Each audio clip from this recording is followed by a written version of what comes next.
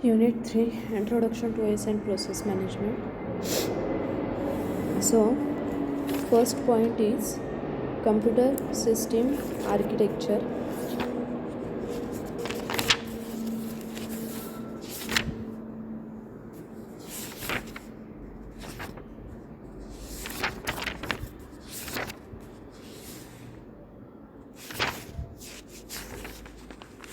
So, the computer system architecture, it consists of the CPU, disk controller, printer controller, tape drive controllers, then memory controller, memory, the computer system operation. So, computer system operation,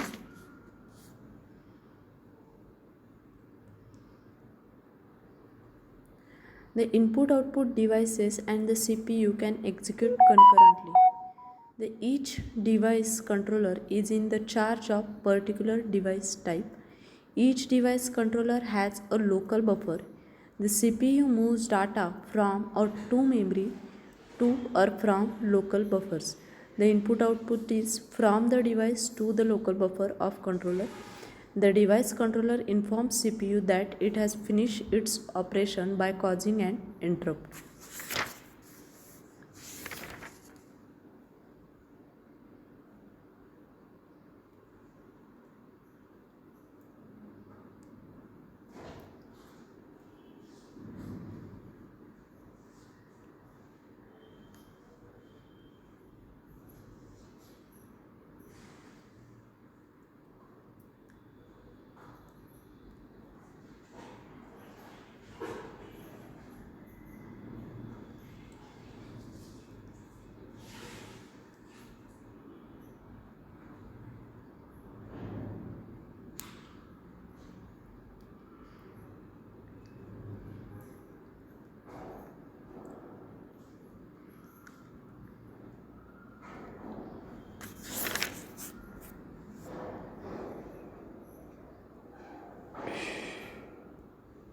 The computer common functions of the interrupt. The interrupt transfer a control to the interrupt service routine generally through the interrupt vector, which contain the address of all the service routines. The interrupt architecture must save the address of the interrupt instruction. The incoming interrupts are disabled while another interrupt is being processed to prevent a lost interrupt.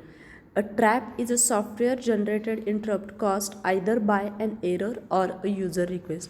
An operating system is interrupt driven. Next is the interrupt handling.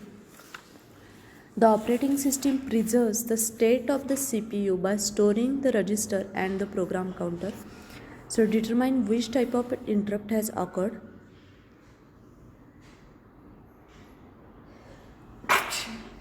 The polling or vectored interrupt system. The system segment of code determine what action should be taken for each type of the interrupt.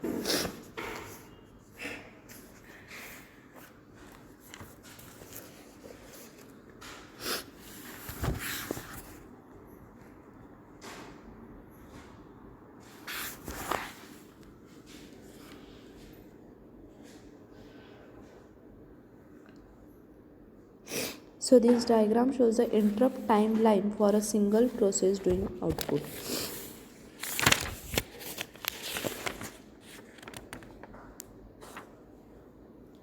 Next is the input output structure. After input output starts, the control return through the user program only upon input output completion. So wait instruction idles the CPU until the next interrupt. Wait loop, and at most one input output request is outstanding at a time. No simultaneous input output processing. After input output starts, the control return to the user program without waiting for input output completion. The system call, it requests to the operating system to allow the user to wait for input output completion. Device status table contain entry for each input output device indicating its type, address and state. Operating system indexes into input output device table to determine the device status and to modify table entry to include interrupt.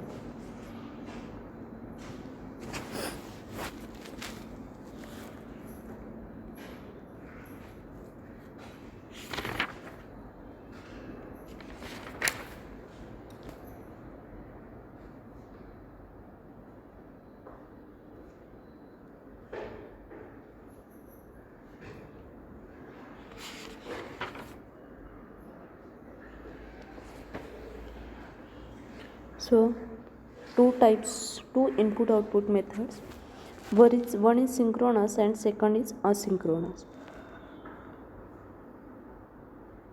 In synchronous, in user and kernel, it has user and kernel. In user, it has requesting process waiting. Next is the device driver, interrupt handler, hardware data transfer. And in asynchronous, requesting process, device driver, interrupt handler, hardware data transfer. The device status table. This diagram shows the device status table. It has a device card reader 1. Here the state is idle.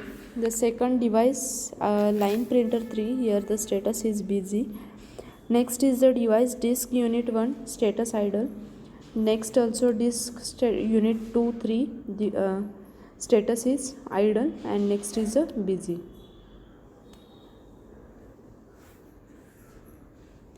Next is the DMA structure, that is direct memory access structure. This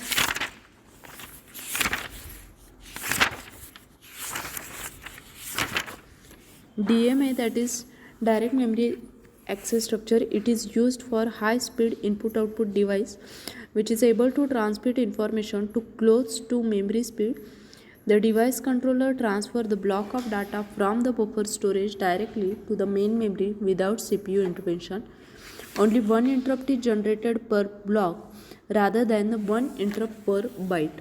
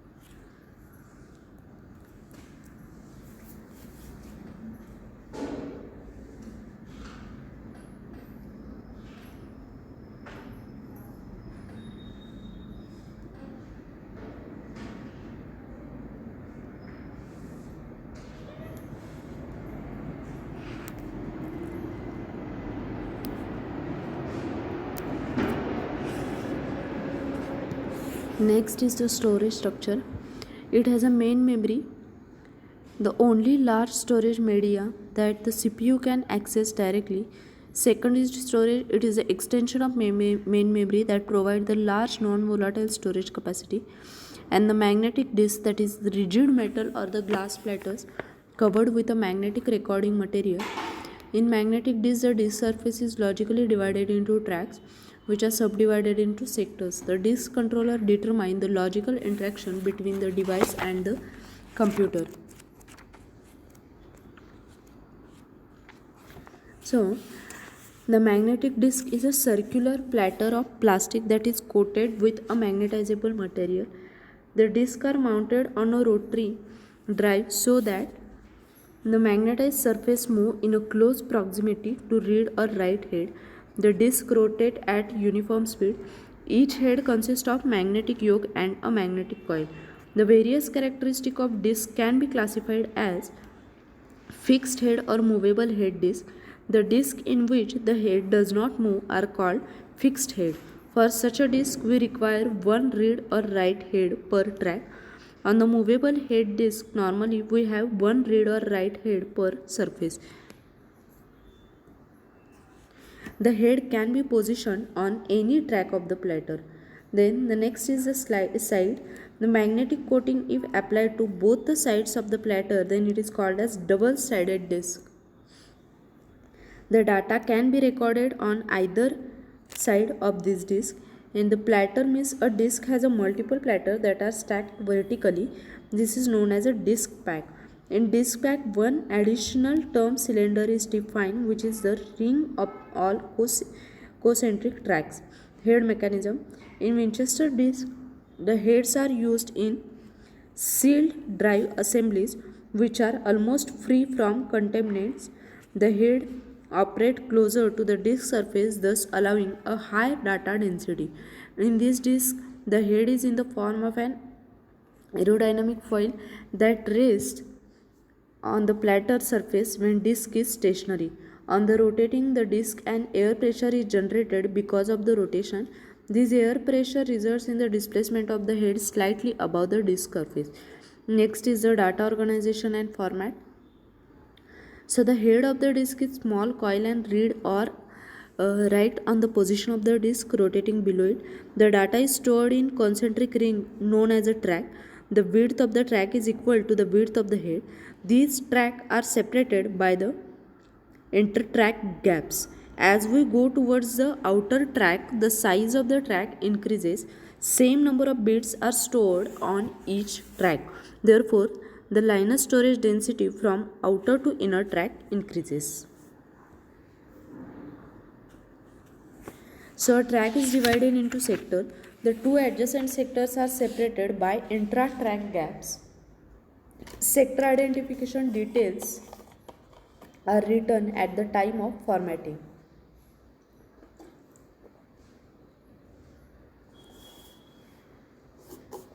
A disk is formatted to record a control data on it such that some extra data is stored on it for identification purpose.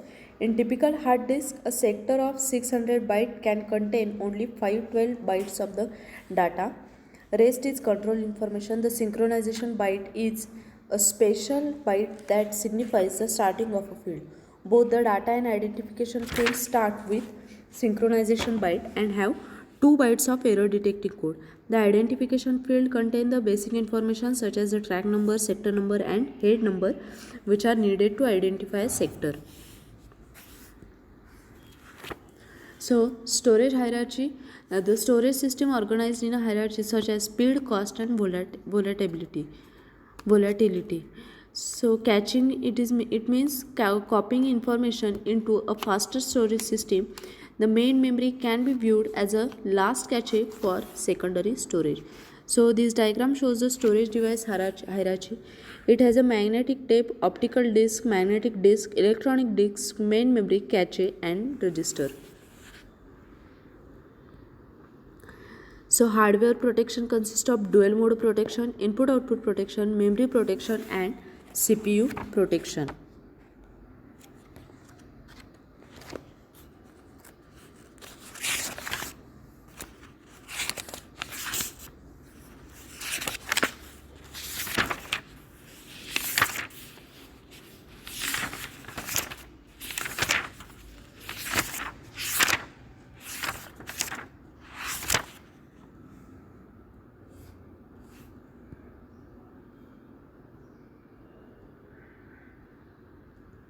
So the dual mode protection means here sharing system resources require operating system to ensure that an incorrect program cannot cause other program to execute incorrectly.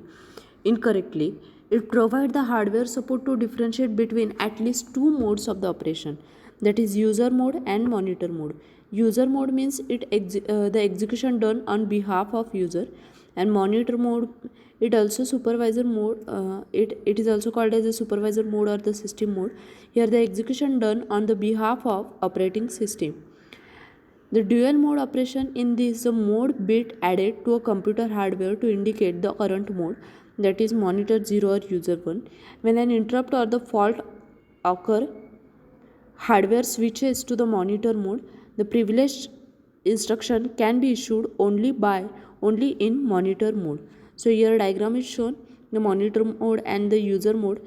From user to monitor it is interrupt or fault. From monitor to user is set user mode. Input output protection. All input output instructions are privileged instruction. It must ensure that a user program could never gain a control of the computer in monitor mode. That is, a user program that as part of its execution it store a new address in the interrupt vector.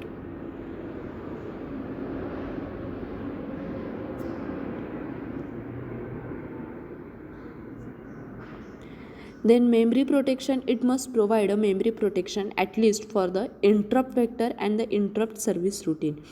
In order to have a memory protection, add two registers that determine the range of the legal address a program may access.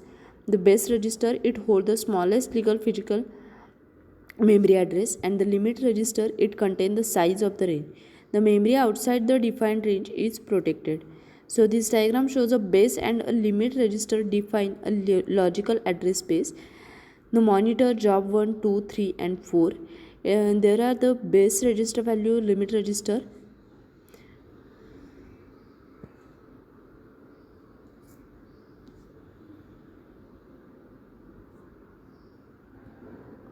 So this diagram shows the protection hardware. So when executing in monitor mode, the operating system has unrestricted access to both monitor and user's memory. The load instruction for the base and the limit register are privileged instruction. The CPU protection, here the timer means the interrupts computer after specified period to ensure operating system maintains a control. The timer is decremented every clock tick when timer reaches the value 0 and interrupt occur. The timer commonly used to implement a time sharing. The time also used to compute the current time. The load timer is a privileged instruction.